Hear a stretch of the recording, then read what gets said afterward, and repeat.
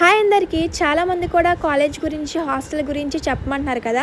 So వాళ్ళందరి కోసం అని చెప్పేసి ఈ వీడియో లాస్ట్ వరకు అయితే చూసేయండి. కాలేజ్ ఎలా ఉంటుందని చెప్పేసి అడుగుతున్నారు కదా. సో ఇదే మా కాలేజు. ఇదైతే మా కాలేజ్లో మెయిన్ బ్లాక్. విజయవాడలో టాప్ 5 ఇంజనీరింగ్ కాలేజెస్లో ఎస్ఆర్కే కాలేజ్ అయితే ఒకటి. ఇంకా టాప్ 5లో ఉందంటే ఇంకా స్టడీస్ కానీ ప్లేస్మెంట్స్ కానీ ఎలా ఉంటాయో మీకే అర్థమైపోయి ఉండాలి.